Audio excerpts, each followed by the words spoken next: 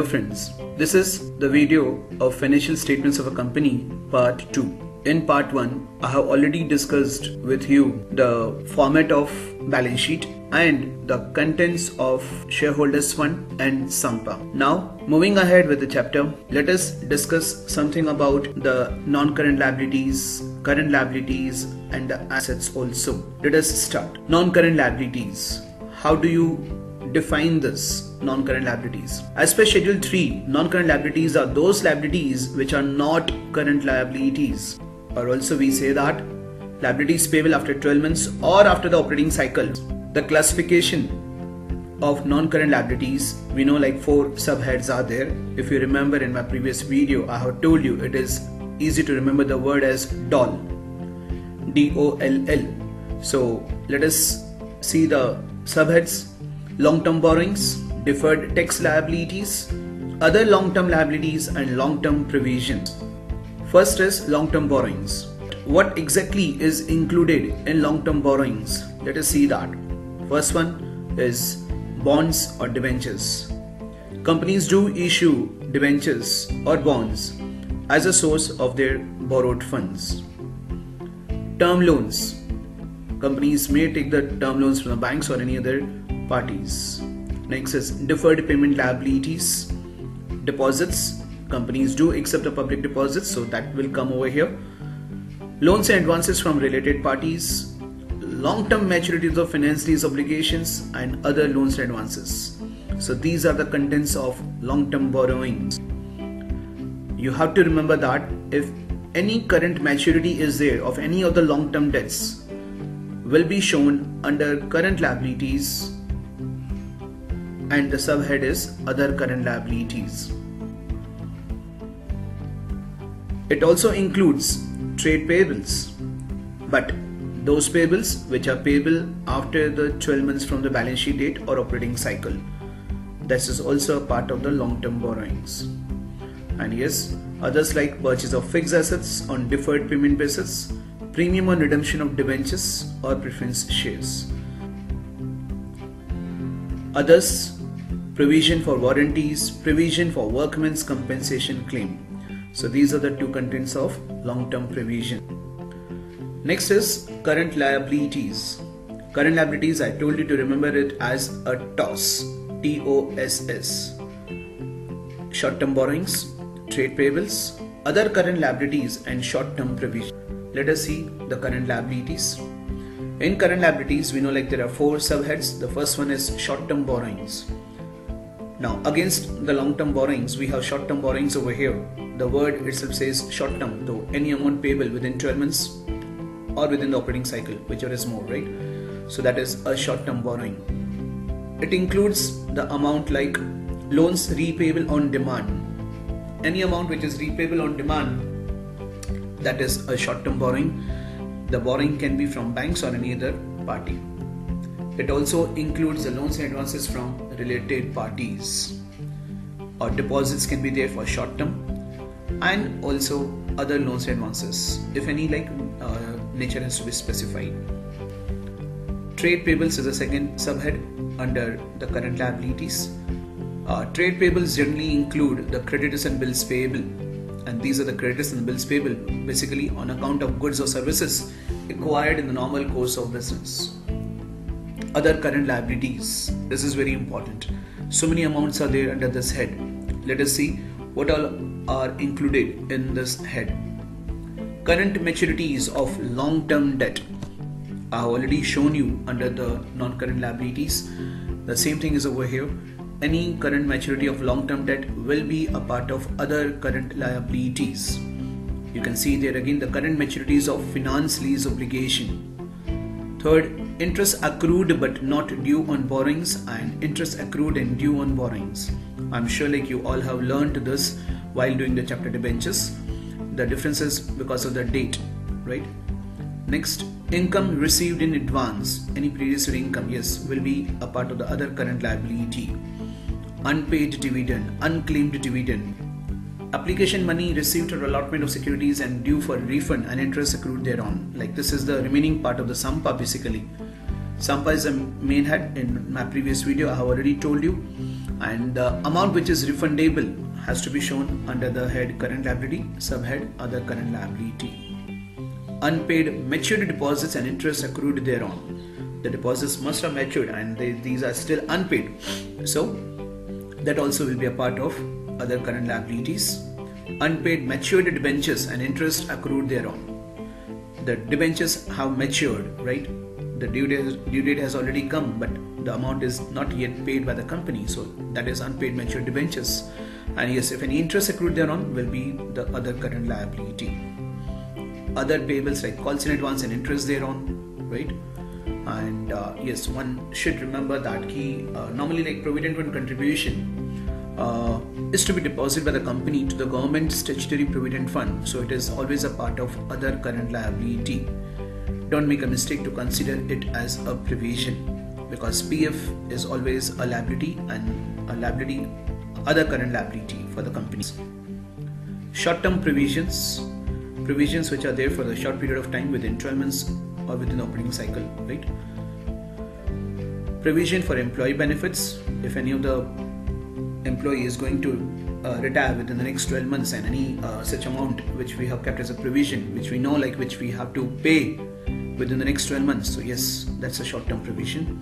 And others like provision for tax, provision for warranty, provision for doubtful debts, provision for discount on debtors. Now on the asset side, I'm sure like you remember in my previous video I have discussed with you, this is regarding Fatafat Tikki New Delhi Se Lo.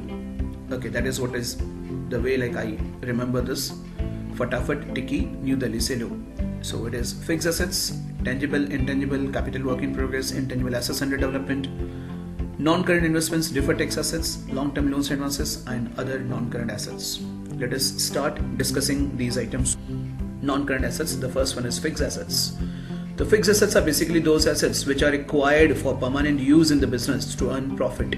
They are not meant for resale purpose. This needs to be taken care of. These may be like, as I told you, Tikki, right? So tangible assets, intangible assets, capital work in progress, and intangible assets under development. Let us see what are the contents of all these individual assets. Tangible assets. Tangible assets, we all know the meaning. That is the assets which we can see and touch, and the assets which have a physical existence. You have land, building, plant and equipment, furniture and fixtures, vehicles, office equipments, and any others. So we need to specify the nature of those other items. These are all tangible assets. Intangible assets. Intangible assets, again the basic meaning we all are aware of. These cannot be seen, cannot be touched, do not have any physical existence. So these are intangible assets. So many amounts are there, so many contents are there under this head. Goodwill, brand or trademark, computer software, mastheads and publishing titles, copyrights and patents and other intellectual property rights, services and operating rights, recipes, formula, models, designs and prototypes, license and franchisee and mining rights. All these are intangible assets. One needs to remember from the board point of view also, because the questions do come wherein like we are asked to mention that this particular item will be under which main head as such. Moving ahead is non-current investments. Non-current investments, we all know that when you talk about non-current, the term period is going to be more than 12 months. Investments are basically classified into two categories. One is trade investments and non-trade investments. Let us see the trade investments over here. Trade investments are investments made by a company in shares or debentures of another company to promote its own trade and business. So basically they are classified as, let us see the investments. Non-current is basically the investments for more than 12 months. So yes, if investment in property is going to be the non-current investments. Investments in equity instruments, investments in preference shares, investments in government or trust securities, investments in debentures or bonds, investments in mutual funds, investments in partnership firms, and other investments. Do remember, all these investments have to be there for a period of more than 12 months. Then and then only they are to be categorized under the head non-currents. Yes, again a very important note over here. You need to remember that the portion of long-term investments as per AS 13, which is expected to be realized in 12 months from balance sheet date, are to be shown as current investments. Yes, any amount that has to be realized within next 12 months will be my current. Moving ahead, the next head is long-term loans and advances. It may happen that company has advanced or given some advances. Okay, so for what purpose? Let us see those. It can be a capital advance for purchase of capital goods, right? Capital goods is basically plant and machinery, right? If the company has given some advance for the purchase of plant and all, so that is capital advances. Security deposits, yes, generally we do have to give or submit this security deposits for installation of telephone or electricity meter or dealership security, etc. Loans and advances to related parties, and other loans and advances, long-term loan to employees, long-term advances to suppliers, it can be there, right? The only thing we need to take care is like the advances are for more than 12 months. Other non-current assets. Now, other non-current assets should be classified as long-term trade receivables, including trade receivables on deferred credit terms. Others we have to specify. Next is current assets. For current assets, I have told you to memorize it as CITCSO, C-I-T-C-S-O. Current investments, inventories, trade receivables, cash and cash equivalents, short-term loans and advances, and other current assets. What exactly is included in current investments? Current investments basically are the investments which are there with us for a very short period, that is 12 months. The category of the investments will be same as what we have discussed for non-current investments. It is exactly the same, but only thing is the difference is the time period. It is investments in equity instruments, preference shares, government or trust securities, debentures or bonds, mutual funds, partnership firms, and if any other investment is there, we need to specify that. One needs to take care that the time period over here shall be less than 12 months. Inventories. Generally, inventories refers to stock, but over here, apart from stock, we have some other items also included over here. Let us see. First one is raw material, work in progress, finished goods, and stock in trade. This is what I generally say that key inventories includes a stock. So we have 4 types of stock over here. The raw material that we purchase, the work in progress, the finished goods, and stock in trade. Stock in trade is basically in respect of goods required for trading. Yes, if you are a manufacturing company, so you will have raw material, work in progress, and finished goods. And if you are a trading company, so yes, you will have stock in trade. And if you are a manufacturing as well as a trading company, you will have all these 4 types of stocks with you.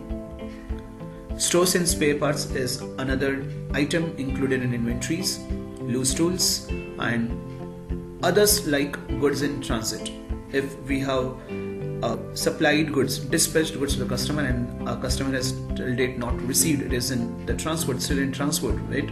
So such goods are basically termed as goods in transit. So all these are the contents of these. Trade receivables. Trade receivables basically include the debtors and bills receivable maturing within 12 months or within the operating cycle, whichever is more. You need to take care of the note which I mentioned over here. The provision for doubtful debts are basically shown under the head short-term provisions. In class 11 we do show it by way of deduction from the debtors in the balance sheet, right? But company accounts show it under the head short-term provisions. How are these trade receivables are classified?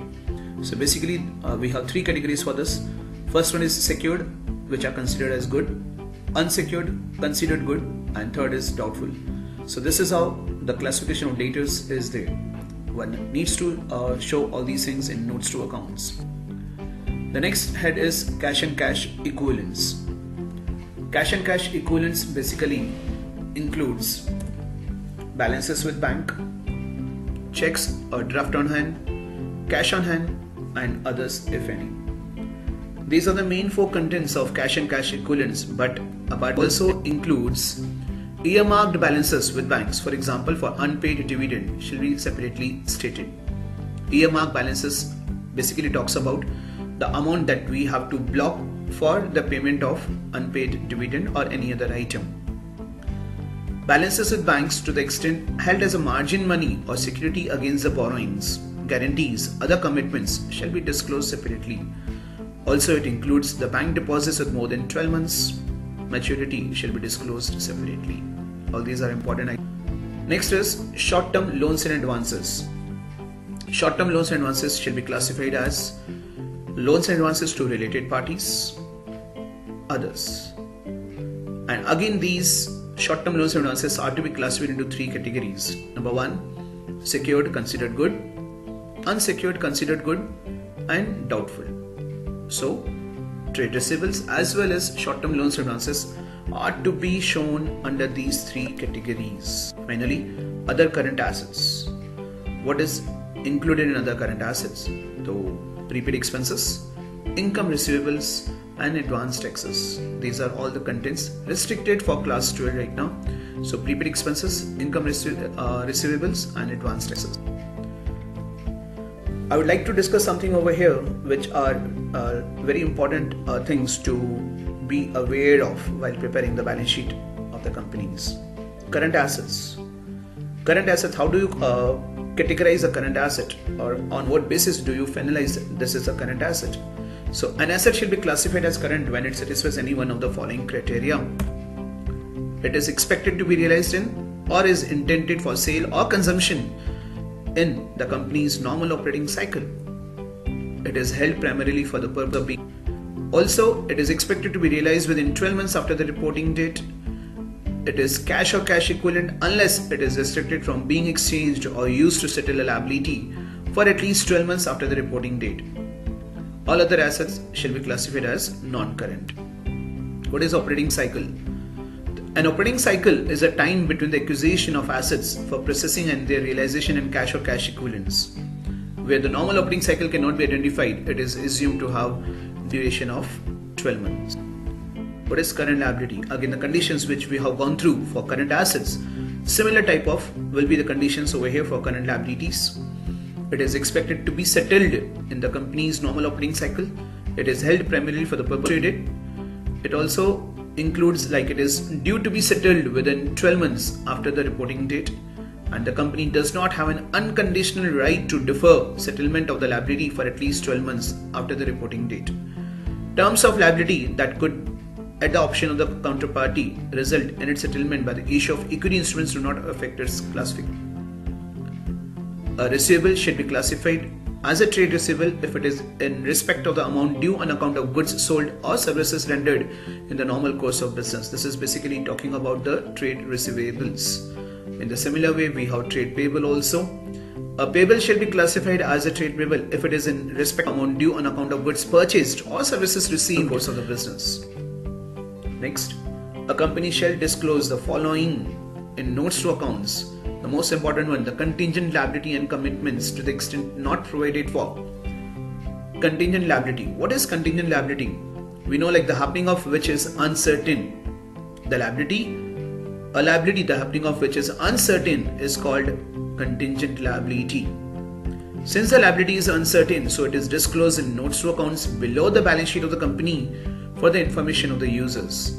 It includes items such as claims against the company not acknowledged as debt. Some claims are there against the company. Maybe the case is pending in the court. So that is what is a claim against the company but not acknowledged as debt. Once it is acknowledged as debt, it will be treated as a liability. Guarantees. We may have given a guarantee for something. Other money for which the company is contingently liable, case of workmen's compensation pending in court. So these are all included in contingent liability. Yes, proposed dividend is another item, very important item for contingent liability. Proposed dividend for current and previous years are also disclosed as contingent liability as it will be proposed by the board of directors of the company in the annual general meeting and approved by the shareholders. Till it is approved by the shareholders in AGM, it will be treated as contingent liability. This is as per Accounting Standard 4 revised. What are commitments? Commitments shall be classified as uncalled liability on partly paid shares. Commitments basically refers to the amount that a company needs to pay whenever called by the other party. So we know like the amount is payable, but when we don't know. That's why the word is commitment. Uncalled liability on partly paid shares. Dividend on cumulative preference shares. Yes, once a company earns a profit, then on cumulative preference shares, a accumulated dividend has to be paid. Bills receivable discounted, not yet due. Yes, once we get the bill receivable discounted, we know like we are committed towards the bank to pay the amount if the customer do not make the payment of the bill. Other commitments, if any, we need to specify the nature. The last amount, the last item, preliminary expenses. As per AS 26 now, it is to be written off in the year in which it is incurred, first from securities premium reserve and then balanced from statement of P&L. This is what has been mentioned, so we need to follow it. Thank you so much. I'm sure like I have made myself clear with the format of the balance sheet over here. In my previous video, I have discussed something about the shareholders fund and Sampa, and in this video, I have tried to cover up the remaining part of the balance sheet. In my next video, I will be discussing more about the statement of P&L. Thank you so much. Do not forget to like, share and subscribe my channel. God bless you.